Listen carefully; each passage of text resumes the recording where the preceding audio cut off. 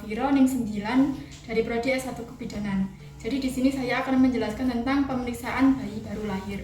Berikut penjelasannya.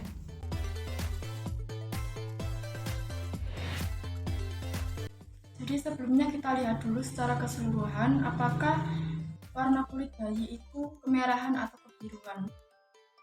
Apakah ada sianosis atau tidak? Nah, sianosis itu kondisi di mana asupan oksigennya pada bayi itu kurang. Jadi darahnya itu didominasi oleh karbon dioksida.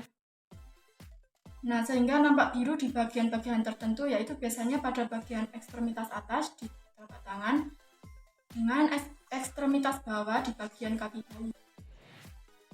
Lalu kita lihat bagian nadi bayi, kemudian kita lihat bagian ekspresi bayi. Apakah bayi tersebut meringis atau menangis atau menangis dengan kuat.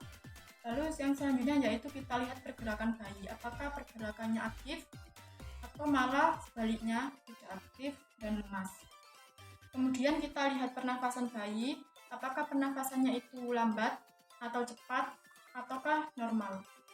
Sebelum memeriksa kepala, kita lihat dulu kepala bayi. Yaitu kita periksa ubun-ubun bayi, dilihat dari suturannya apakah ada penumpukan atau tidak.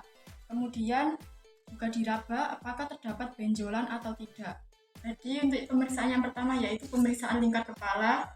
Di sini pemeriksaan lingkar kepala yaitu dari oksiput melintang ke belakang kepala bayi, kemudian bertemu di titik tengah seperti ini. Nah, lalu lingkar kepala bayi normalnya itu adalah berukuran 33 cm sampai 36 cm. Nah, jika kepala bayi kurang dari harga normal maka disebut mikrosefalus. Jadi jika kepala bayi lebih dari harga normal yaitu 36 cm maka disebut makrosefalus. Jadi untuk pemeriksaan kedua yaitu pemeriksaan bagian mata bayi.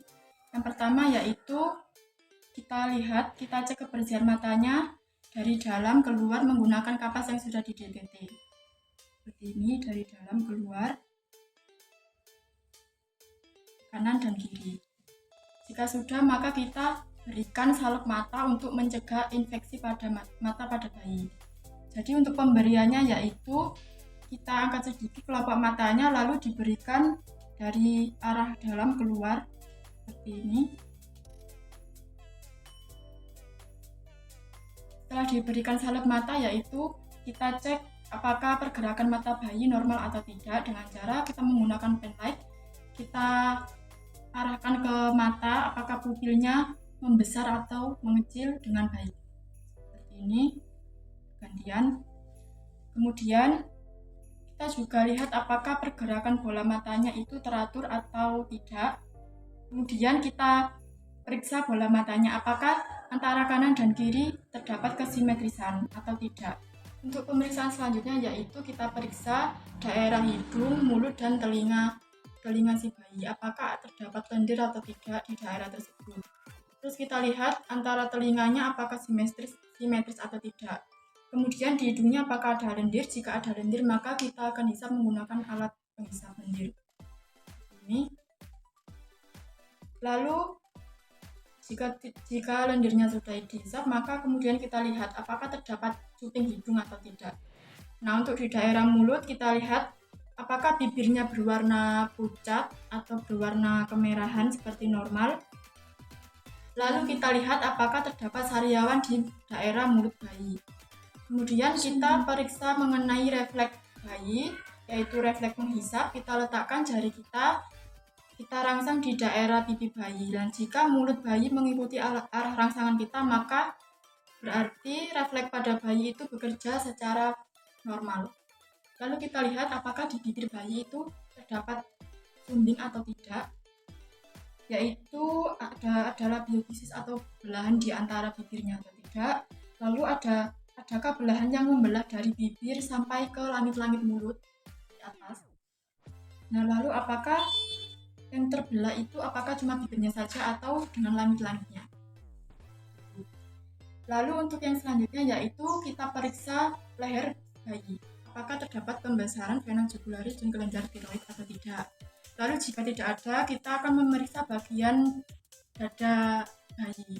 Kita ukur dulu dadanya menggunakan Medline. Kita angkat tangannya dulu, lalu kita taruh Medline-nya di tengah-tengah antara putinya. Medline melintang melewati puting ke belakang tubuh bayi, kemudian kembali lagi ke depan. Seperti ini. Nah, untuk harga normal dari ukuran dada bayi yaitu 30-38 cm. Nah, di daerah dada kita periksa juga denyut jantung bayi menggunakan stetoskop. Di daerah puting bayi di sini harga normalnya yaitu antara 120-160 kali per menit. Nah, lalu kemudian kita cek suhu bayi menggunakan termometer. Kita taruh di bagian aksila atau ketiak bayi. Nah, lalu untuk suhu normalnya yaitu sekitar 36,5 derajat Celcius sampai 37,5 derajat Celcius. Nah, setelah itu kita periksa ekstremitas bagian atas bayi yaitu tangan. Apakah simetris antara kanan dan bagian kiri? Lalu kita tekuk secara fleksi seperti ini. Dan jika tidak bisa fleksi atau tidak bisa menekuk dan tetap lemah, maka refleks bayi yaitu negatif. Nah, lalu kita periksa jari-jari bayi, apakah jari-jari bayi tersebut lengkap atau tidak. Nah, lalu kita periksa jari-jari bayi. Jika jari-jari bayi tersebut melebihi dari angka normal yaitu 10, maka disebut polidaktil. Nah, lalu jika jari-jari bayi ini kurang dari 10, maka disebut sindidaktil. Lalu ketika garis tangan bayi, kita lihat apakah garis tangan bayi normal. Kalau normalnya yaitu seperti kita, normal biasa seperti ini. Nah, kalau tidak normal maka garis tangannya terbentuk hanya satu yang disebut dengan single palmar crash. Jadi bayinya mengalami sindrom Down. Lalu selanjutnya yaitu kita periksa bagian perut bayi. Normalnya kita akan menemukan tali pusat di sini yang masih basah karena bayi tersebut baru lahir. Kita lihat apakah terdapat tanda-tanda infeksi pada tali pusat bayi. Tanda-tandanya yaitu ada kemerahan, terus ada nanahnya juga terdapat bau busuk. Nah, lalu kita lihat apakah di daerah tali pusat ini terdapat tonjolan. Jika terdapat tonjolan maka namanya adalah hernia umbilikalis. Lalu kita lihat di kulit bayi apakah terdapat vernix atau yang biasanya berwarna putih pada kulit bayi. Namun itu tidak usah diusap karena hal tersebut berfungsi untuk menghangatkan suhu tubuh bayi. Lalu kemudian kita lihat punggung bayi, kita miringkan ke arah kita. Kita lihat di sini apakah simetris atau tidak. Lalu kita periksa bagian anus bayi, apakah terdapat lubang atau tidak. Nah, pada penilaian anus ini kita lihat apakah si bayi itu telah mengeluarkan mekonium atau belum. Nah, jika belum mengeluarkan mekonium maka kita bantu dengan jari kita yang sudah dilapisi handscoon tentunya. Lalu kita masukkan ke lubang anus bayi. Bisa juga menggunakan termometer rektal. Lalu selanjutnya kita periksa area genitalia bayi. Nah, untuk bayi laki-laki kita cek bagian skrotumnya. Bisa saja tidak simetris. Normalnya tidaklah sama antara bagian kanan dan kiri. Lalu penisnya terdapat lubang untuk pengeluaran urin atau tidak. Nah, untuk bayi perempuan itu secara normal itu kita cek bagian labia minor dan labia mayornya, lalu terdapat lendir atau tidak. Selanjutnya yaitu kita periksa bagian ekstremitas bawah bayi yaitu bagian kaki. Di bagian kaki kita lihat apakah ada kesimetrisan antara bagian kaki yang kanan dan bagian kaki yang kiri. Lalu kita lihat di bagian bawah kaki bayi apakah warnanya kemerahan seperti normal atau malah kebiruan. Mungkin itu saja pemeriksaan fisik yang dapat saya jelaskan. Semoga bermanfaat. Sekian dari saya. Wassalamualaikum warahmatullahi wabarakatuh.